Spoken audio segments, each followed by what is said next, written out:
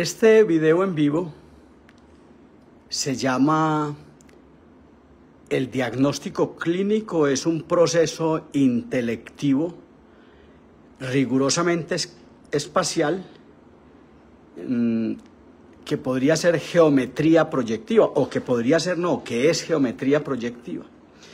El concepto de geometría proyectiva a veces en mis charlas internacionales a veces veo que no es plenamente captado por los participantes o por algunos de mis alumnos, y debe ser un concepto de mucha claridad en el cerebro humano de saber qué es geometría proyectiva.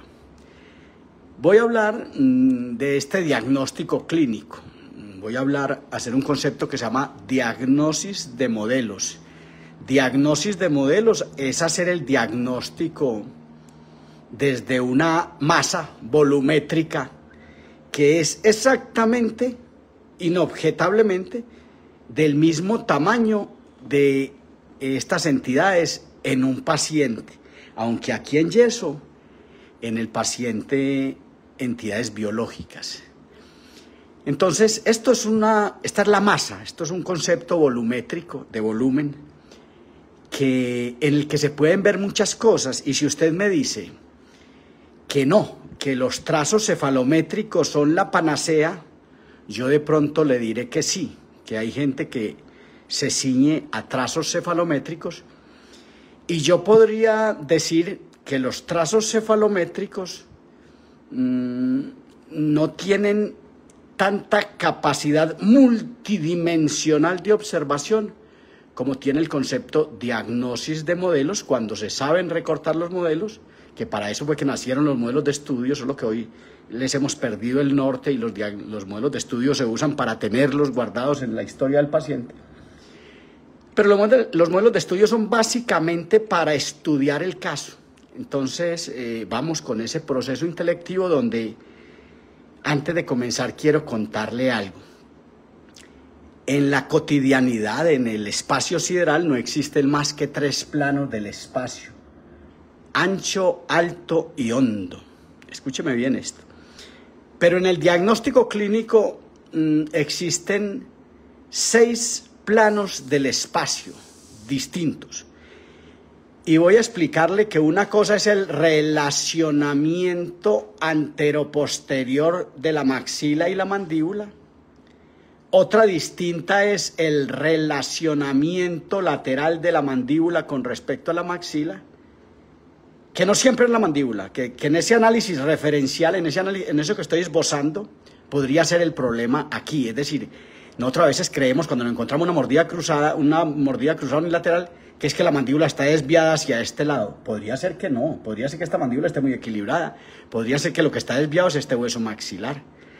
Pero nosotros le hemos dado una responsabilidad a la ortopedia, nos paramos demasiado en la mandíbula, así nos enseñaron los alemanes hace 120 años, y creemos que todo el responsable es la mandíbula. Entonces existe otro plano que se llama el plano frontal, la relación lateral, y existe un relacionamiento vertical. ¿Cuán separado o cuán alejado está esto del hueso maxilar? Que podría ser la maxila la que está alejada del hueso mandibular. Es decir, llevo 3 planos de relacionamiento antero-posterior, lateral, que se llama plano frontal, y vertical, planos de relacionamiento. Llevo 3 planos. Pero hay otras entidades que se llaman el tamaño. Por ejemplo, este se llama el plano transversal. De hecho, el plano transversal alude al tamaño de las arcadas dentales.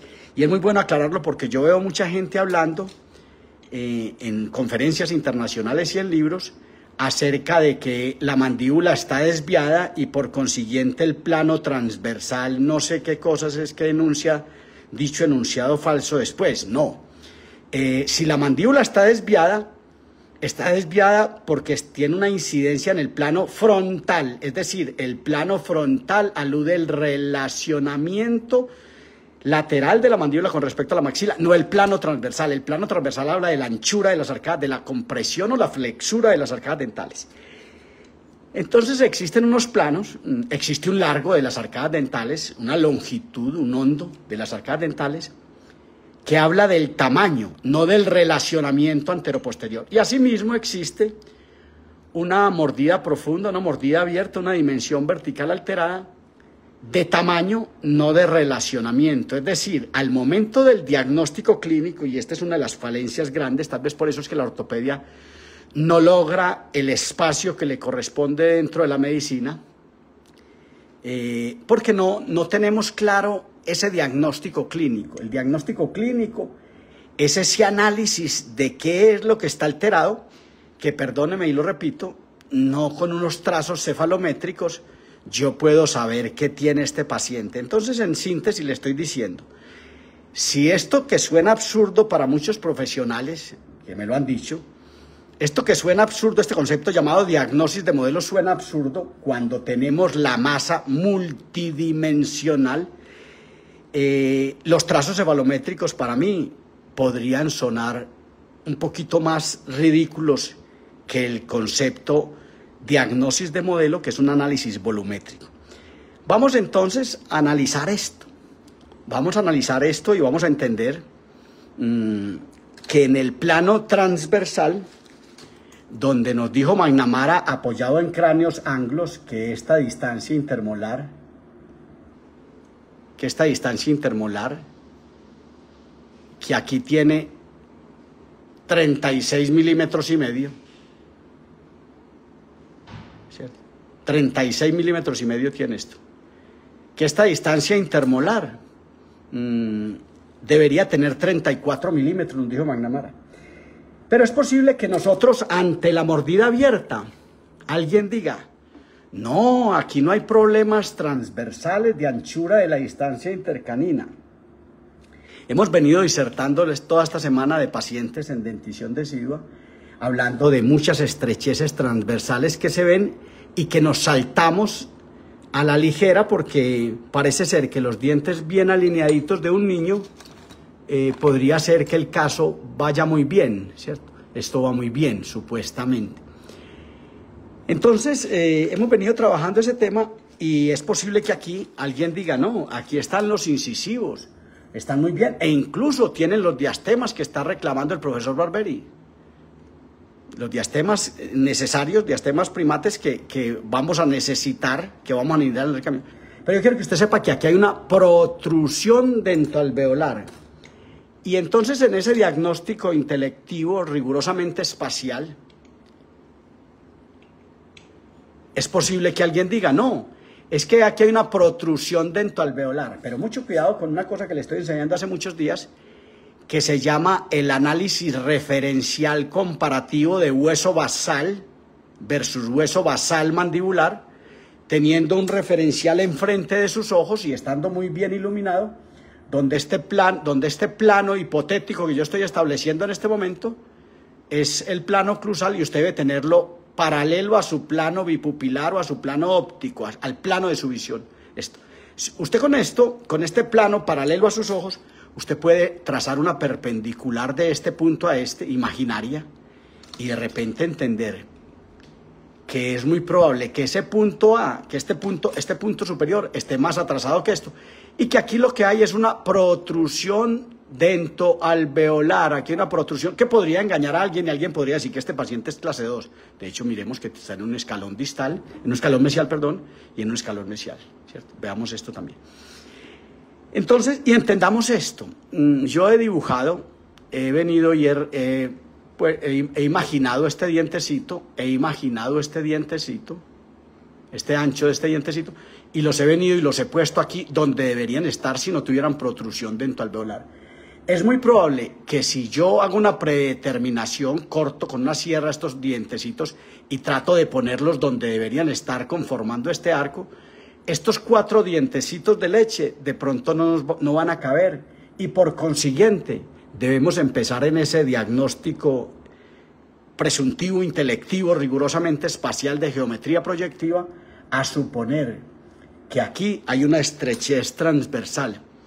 Y lo aclaro porque este casito pertenece a una institución académica de mi país y aquí vamos a poner una rejillita, vamos a poner 2 bandas y vamos a poner una rejillita que va a perpetuar este desarrollo transversal porque estamos preocupados por un hábito. ¿Qué fue primero, el huevo o la gallina?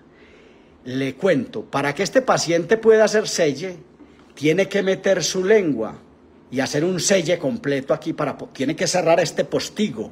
Postigo es un espacio, tiene que cerrar este postigo para poder hacer el selle y poder tragar. Entonces, ¿qué fue primero, el huevo o la gallina? ¿Qué fue primero, la compresión transversal o el hábito de lengua que vamos a tratar? ¿Cierto? Igualmente quiero contarle lo siguiente. Si usted en ese análisis referencial comparativo geométrico matemático establece como el plano oclusal y entiende que la premaxila o que los incisivos superiores de leche deberían estar más o menos a esta misma altura y que estos incisivos deberían estar a la misma altura, de pronto usted descubrirá en este análisis hipotético que aquí de pronto no hay una altura facial inferior aumentada, no hay una mordida abierta esquelética, sino que lo que hay es una mordida abierta dental, que es muy distinto, una depresión vertical de la premaxila por un dedo, por una lengua, por lo que sea, y tenemos una estrechez transversal que hay que resolver. Entonces, este caso, esta semana que hemos venido hablando de la expansión alveolar y de la expansión esquelética, es probable que cuando detectemos esto, sepamos que nosotros necesitamos poner una herramienta con un simple reeducador lingual, las cribas verticales, los estorbos para tratar el empuje lingual, afectan dramáticamente la psique de los niños. No es bueno que este niño exhiba en su escuela una rejilla para conquistar el hábito de lengua. De hecho, tampoco le sirve porque lo único que hace es afectar su dicción. Y al afectar su dicción va a caer en estados de esta sociedad actual que de pronto va a haber bullying. Esto necesita un sutil reeducador lingual que, si usted lo conoce, se llama el reeducador lingual Justus Barberi, que es una herencia que he tenido del profesor Roberto Justus en México, y que ahora son unas puntas insignificantes, tal vez de este grosor y tal vez de este tamaño de este portaminas, ¿cierto? Unas puntas insignificantes que reeducan la lengua. Entonces, ahí quedamos en, ¿será que tratamos impositivamente la lengua con atrancaderos que afean al paciente y que hacen difícil su fonación, o reeducamos sutilmente la lengua?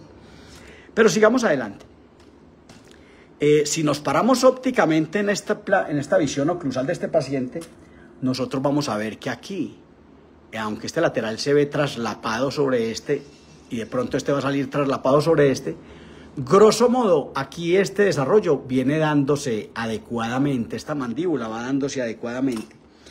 Y por consiguiente es posible que no todos tengamos, pero sí tenemos una depresión vertical que está haciendo la lengua en ese selle que tiene que hacer, que se ve obligada a hacer.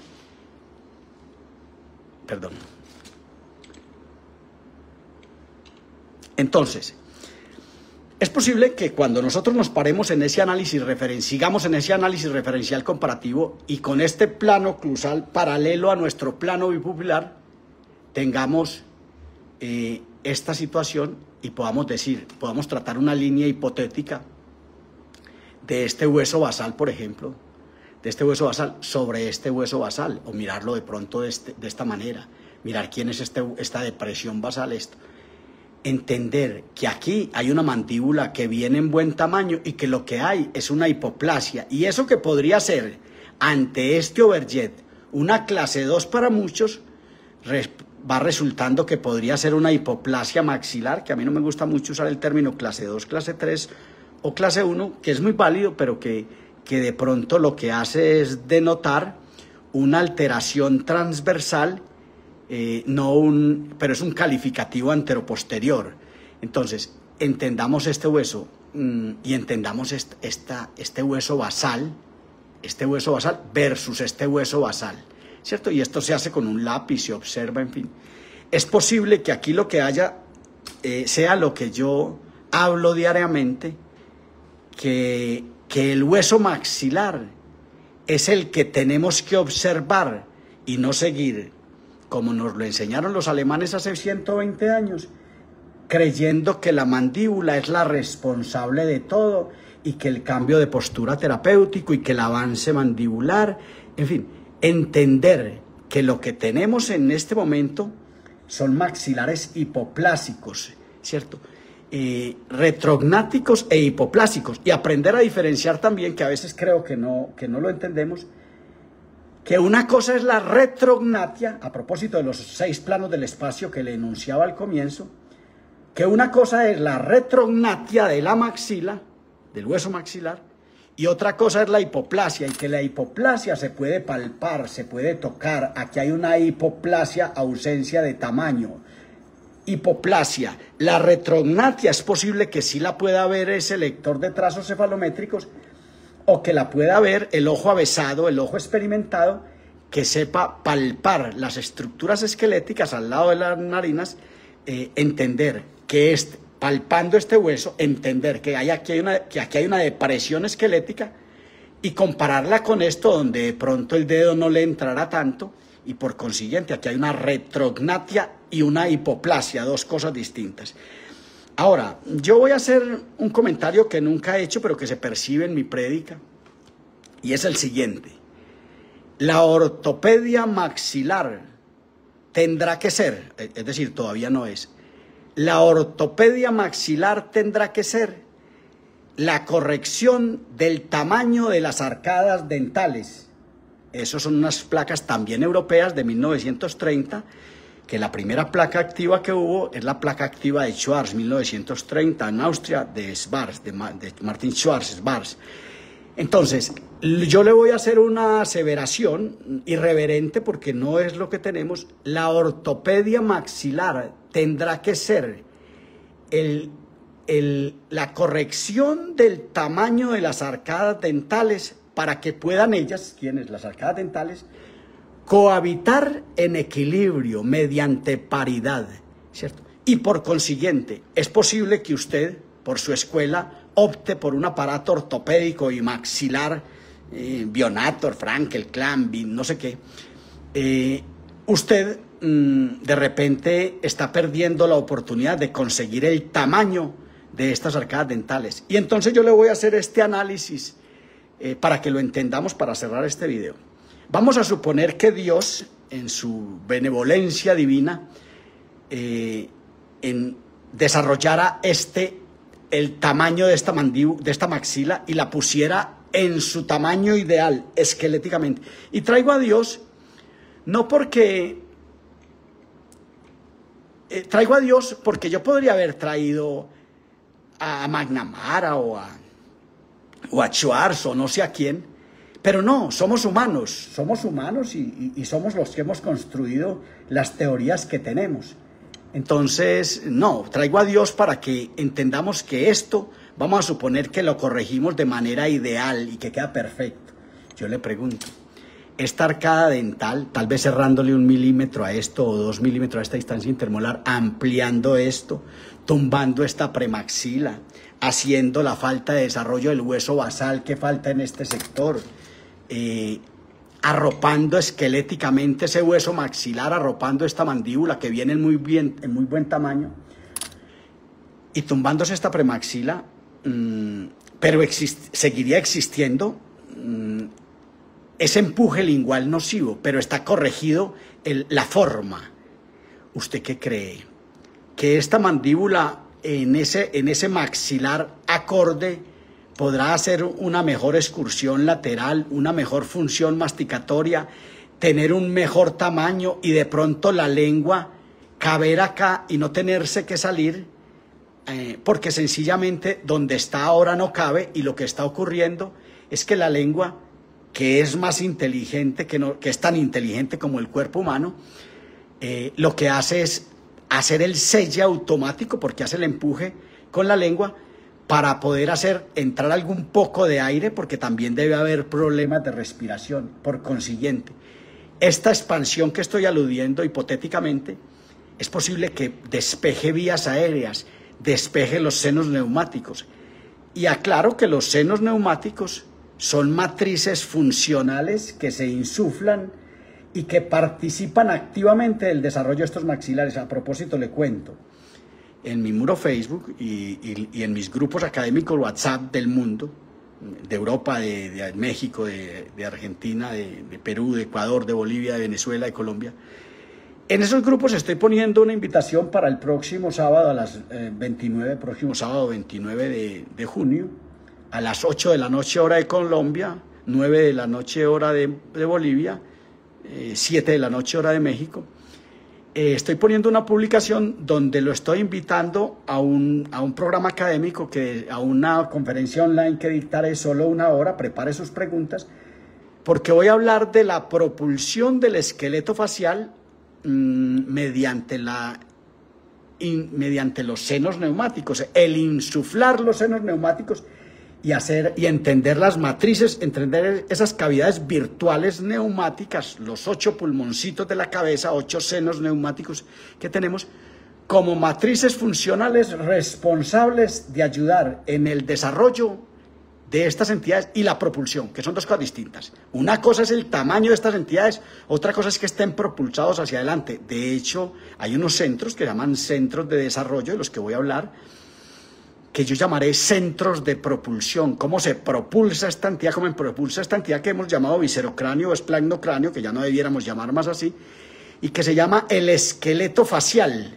¿Cómo se propulsa esto? Entonces voy a hablar de esos senos neumáticos, repito, sábado 29 a las 8 de la noche hora de Colombia. Voy a hablar de esa propulsión. Es una conferencia mediante Zoom. No tiene ningún coste, excepto que usted requiera el diploma de ella. Hay 2 conferencias antes de la mía, tan importantes como la mía. Hay 2 conferencias de dos conferencistas, argentino o boliviano, donde seguramente se va a hablar de algo, pero yo voy a hablar de crecimiento y desarrollo craneofacial, de la propulsión. La conferencia se llama Nivelación y simetrización del esqueleto facial. Si a usted le interesa ese tema, si a usted le interesa la ortopedia maxilar, si a usted le interesa crecimiento y desarrollo, no deje de mirar en estas semanas, ya sea en YouTube o en Facebook, muchos videos que hemos hecho la semana pasada y esta en vivo, para hablar del desarrollo de estos maxilares, de cómo conseguir el desarrollo, de cómo lograr que la ortopedia maxilar, como debe llamarse, la ortopedia, el equilibrio, el orto derecho y la pedia de niño paidos extremidad, de cómo conseguir el desarrollo de estas entidades. Entonces, ortopedia maxilar es pensar en el tamaño de las arcadas dentales. Por su atención, muchas gracias.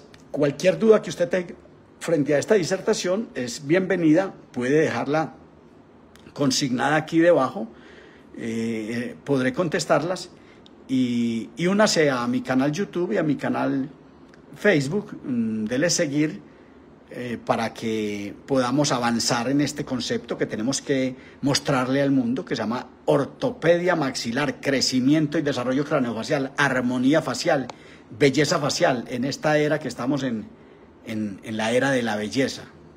Por su atención, muchas gracias.